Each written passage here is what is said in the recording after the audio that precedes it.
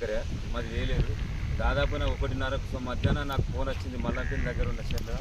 అంతలే phone రాగానే వేరే వాళ్ళు ఫోన్ చేస్తే మా వాళ్ళు ఫోన్ చేసిన మా వాడు ఫోన్ చేసిన అందుబాటు వరకు పొత్తు వచ్చే వరకే 10 రోజులు పైపులు గీపులండి ఏమి దిక్కులు కానీ 3 ఏళ్ళ బట్టి ఒక 4 ఉన్నారు.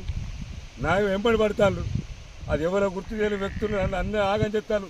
అప్పుడప్పుడు బరి నిడిచిపోతాను, దుడ్డు నిడిచిపోతాను. ఎప్పుడు ఏదో ఏం జరగానో నాకు ప్రాణభయం ఉన్నది. ఈ ట్రాన్స్ఫారం తీసి అవతలెత్తేనే మొత్తం ఈ ట్రాన్స్ఫారం కాంచి మొత్తం కంపమని భూమి ఉన్నట వాళ్ళు ఒరిచ్చినట. నాకు పెద్ద ఇబ్బంది పెడతారు. ఒక 3-4 ఉన్నారు. ఇంతవరకు కాలిపోయింది. ఏది ఎట్లా జరిగింది అని ఇంతవరకు రాలే. అందుకే కరెంటులో తీసుకొచ్చిన, పోలీసులో తీసుకొచ్చిన, ట్రాన్స్ఫారం బంద్ చేసిన పోయినా నాది నష్టపరం జరిగించేదాకా నేను ట్రాన్స్ఫారం వెయ్యా.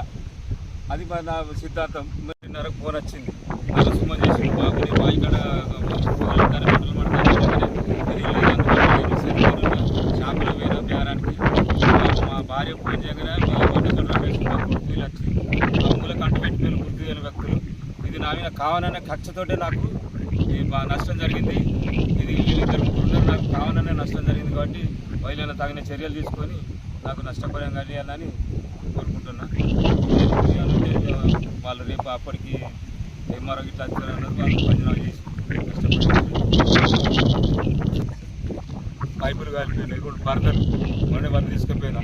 షార్ట్ డబ్బా కాలిపోయింది, వైరు వైవైన కాలిపోయి దాదాపు 56 వేల నష్టం జరిగిందని నాకు ఇబ్బంది ఉన్నది. దయచేసి ప్రభుత్వం మొత్తం గవర్నమెంట్ ఏమైనా నాకు సాయం చేయాలని కోరుకుంటాను. పోలీస్ ఫిర్యాదు చేసిన కరెంటు వాళ్ళు వచ్చిళ్ళు, పిఎస్ వాళ్ళు వచ్చిళ్ళు, అందరూ చూసి పోయిళ్ళు. ఇది కావాలనే కక్షతోటే కరెంటు వాళ్ళు గిట్ల వాళ్ళు అనిమడు చూస్తే మాది ఏం పొరపాటు లేదు. ఇది కావాలనే అటుపెట్టి పోయిళ్ళు.